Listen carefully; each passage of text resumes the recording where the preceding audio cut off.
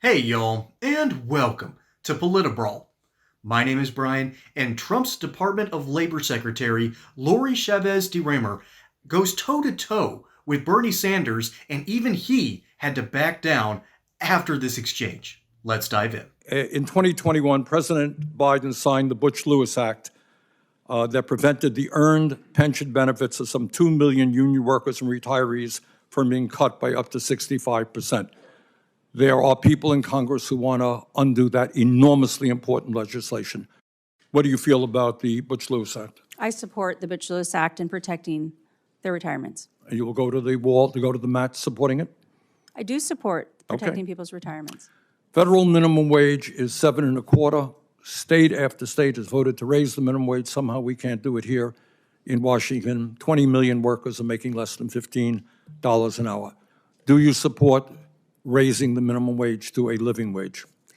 Ranking Member Sanders, you know that that is an issue for Congress to determine and raising the minimum wage. As the Secretary of Labor, I cannot weigh in on that. That's determined by Congress. If they want to negotiate that, I will fully and fairly enforce the law as a Labor Secretary, if you all so choose, and give you whatever data possible to make that decision as members of Congress. Well, I understand that Congress makes the law, but you have an opinion, and you will be the leading advocate for workers if you are confirmed.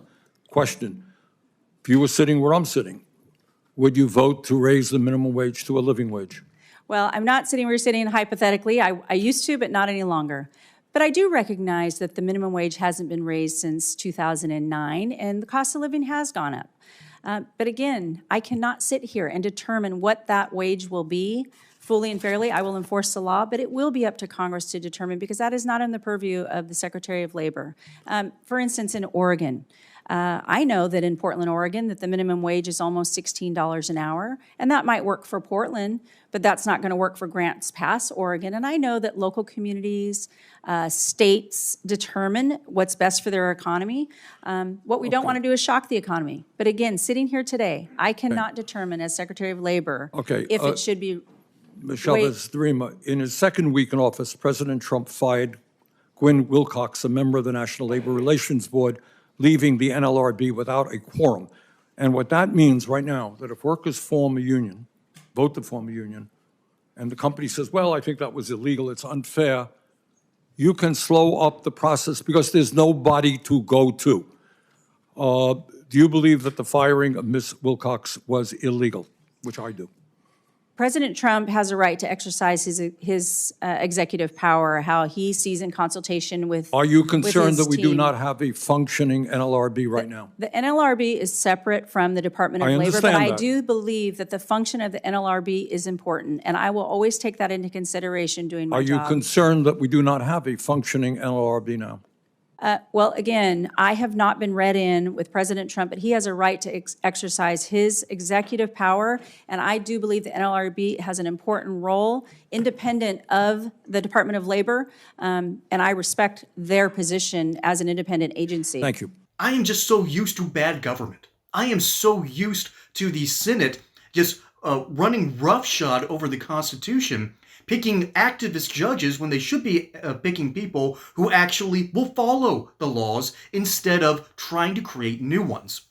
So I am not used to it when someone has been nominated for a major position and the Senate doesn't quite know what to do here.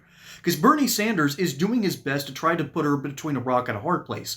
That's why he was asking her some very specific questions, particularly with the NLRB, which is not a part of the Department of Labor. It's its own separate function. And so, of course, she's smart enough not to say anything about that. And she's also smart enough to know that, hey, Donald Trump has nominated me. I am not going to play against my own team here. So this is good politics being used, but there's something a little fishy going on here. Bernie Sanders seems a little bit too nice to her.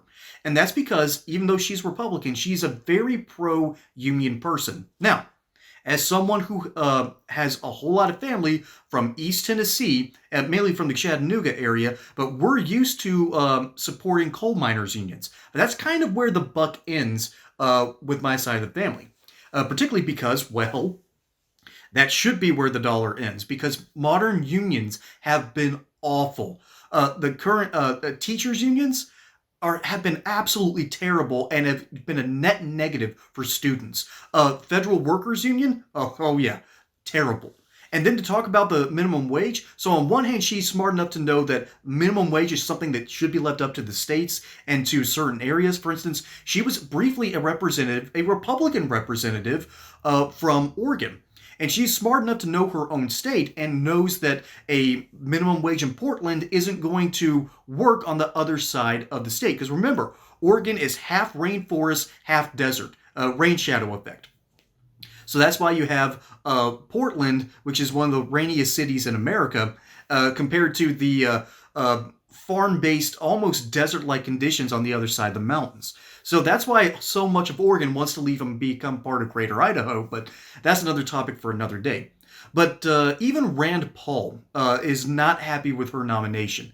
So I'm trying to give her as much of a fair shake as I can, because what's more important, what's really going on, what is the question? Why did Donald Trump nominate a pro-union Republican? Well, maybe because Democrats had been bleeding out of their own union bases. The union workers are livid with the immigration policies. They are livid with the cost of living. They are livid at the inflation that all got substantially worse under the Biden administration. So this is some grand strategy here. All right, this is some art of war stuff. The idea here is a peck of your enemy's supplies is worth 10 bushels of your own. Essentially what that means is if you're able to drive a wedge into the Democrat coalition and you can get some of those voters for yourself, you take that opportunity. A lot of Republicans are out there clutching their pearls. Oh, why are they coming after USAID?